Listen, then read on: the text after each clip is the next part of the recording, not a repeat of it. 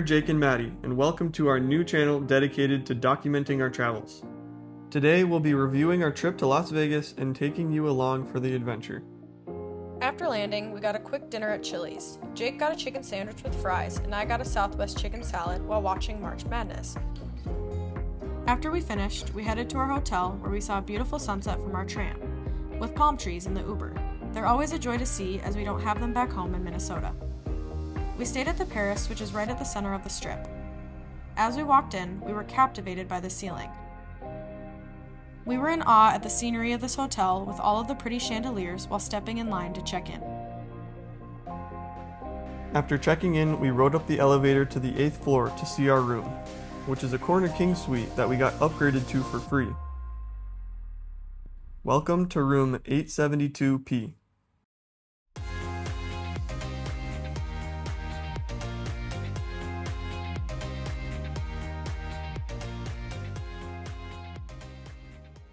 The view wasn't exactly what we pictured, since it was just the side of a building, but we were still happy with the upgrade. We wasted no time to get out and start exploring the rest of our hotel.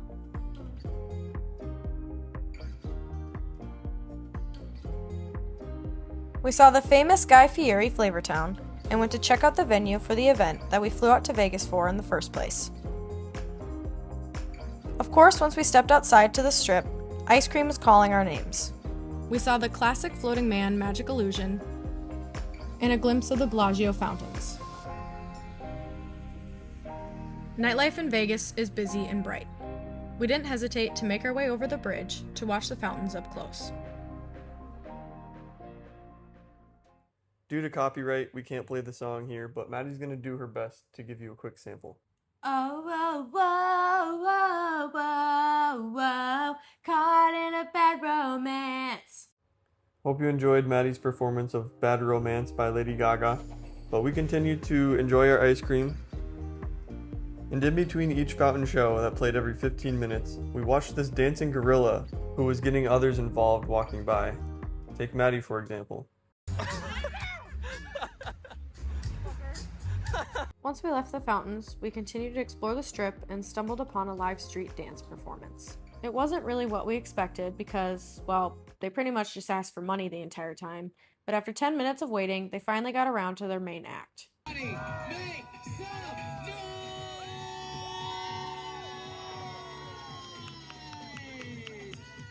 It was actually kind of cool. Afterwards, we headed back to the hotel to freshen up before the first part of the event.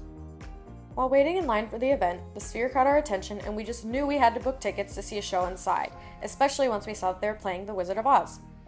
We had a great time at the event, meeting lots of nice and like-minded people, and we watched some live trading while I got a little distracted by the huge chandelier above me.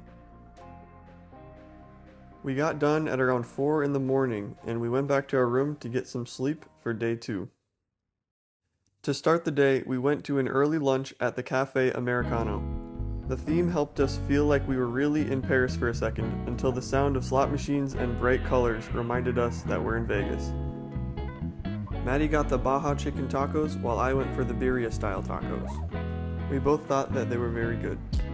Once our bellies were filled, we made our way down to the pool where we were met with this stunning Eiffel Tower. It was awesome to lay down at the base and see it towering right over us. We learned there's a restaurant at the very top, but after a little research, we realized we weren't able to go since we couldn't meet the dress code with the clothes we packed. After we soaked in some rays, it was time for dinner at Fogo de Chao, our first Brazilian steakhouse. We started with the buffet and grabbed a little too much, not knowing there would be a lot more to come of the main course, which was endless meat: steak, chicken, pork, and lamb. The steak stood out as our favorite.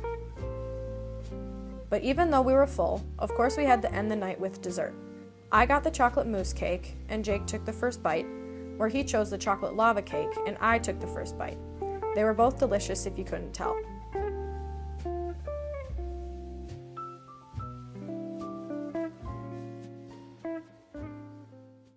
Dinner wasn't too far from our hotel, so we decided to walk back. We saw the high roller Ferris wheel, as well as more views of the Sphere. After walking for a bit, we stopped for a quick pose in front of the horseshoe, and Maddie's worst fear came true. Man, a free phone. Lucky day. I get nervous. I don't like it. She was just a little nervous about setting up the camera in public. We're still learning and getting used to this whole vlogging thing.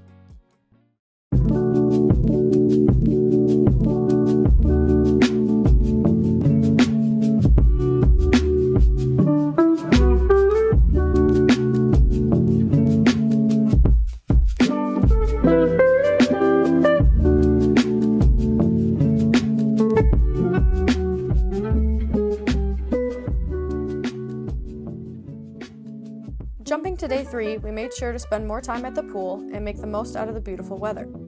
After our quick swim, we tried Bobby's Burgers, and while expensive, it didn't disappoint. The Paris Hotel has a combined tunnel with the Horseshoe, and as we explored in search of the arcade, we came across glow-in-the-dark mini-golf. And we never pass up mini-golf.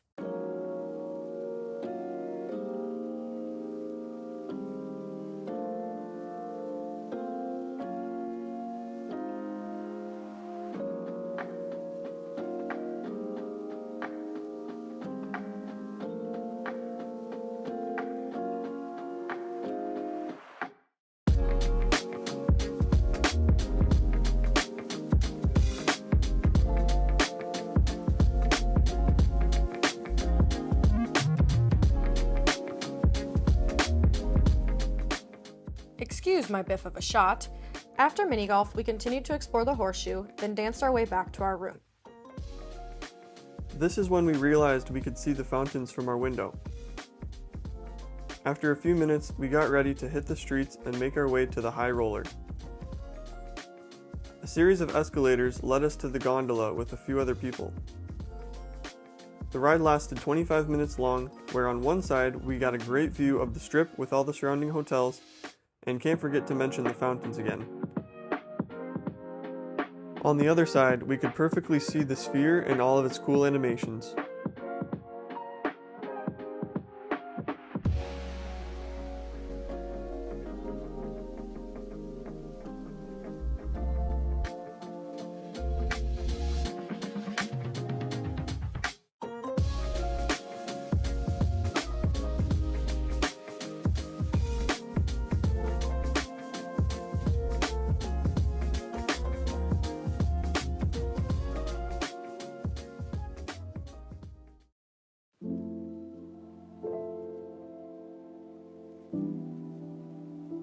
For day 4, we wanted to give you an idea of what our morning routine looks like.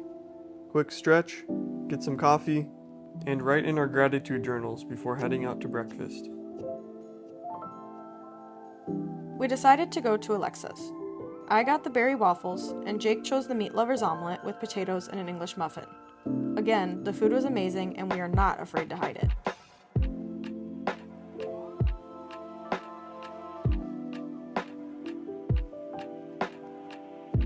After breakfast, we wanted to walk off the meal and hit the bridge back out on the strip to watch the fountains during the day. We knew they had a show every 15 minutes during their nighttime hours, but learned it's every 30 minutes during the day. We waited around for a bit until the show finally started.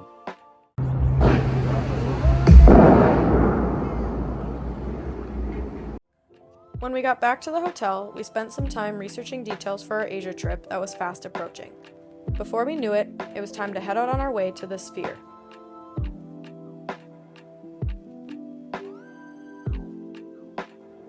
We were looking forward to this experience all day long, and our expectations had already been exceeded when walking in. The inside was stunning, and since we got there a bit early, we walked around a little before heading to our seats. We couldn't wait for The Wizard of Oz Re-Enhanced to start. Similar to the original, the movie started out dull, but as soon as she wasn't in Kansas anymore, the vibrant colors of Oz came to life. We're off to see the wizard, the wonderful Wizard of Oz!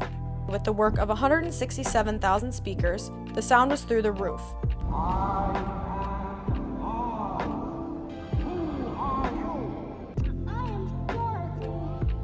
We were truly surprised of how involved we got to be, with our seats vibrating in the chaos, leaves blowing everywhere, butterflies, flying monkeys, fire, and apples falling from the sky. Jake was one of the lucky guests to catch one. As we were leaving, we saw the Sphere put on their own Grand Oz performance. While walking back, we built up an appetite, and after looking for where to eat, we found Dave's Hot Chicken. We've both never had it before, but always heard great things. And oh boy, were they not wrong. We were shocked we haven't tried it sooner. For our last night, we obviously had to watch the fountains one last time and soak in their beauty.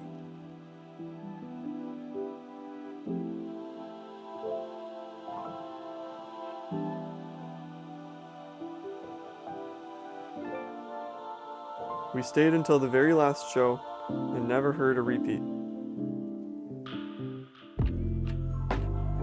As it got late, we headed back to our room and got to bed to prepare for our last afternoon in Vegas. After we checked out of our room, for brunch we chose Alexa's again, as we saw other items that piqued our interest. For our last meal, we got the opportunity to sit and enjoy the patio view. Jake got the turkey club, while I got the Shack chicken sandwich. Once we finished, we made our way to rideshare, where we caught an Uber to the airport. After waiting for a few hours, it was finally time to board the plane and say goodbye to Vegas. It wasn't too long of a flight, and in the blink of an eye, we were back home to Minnesota.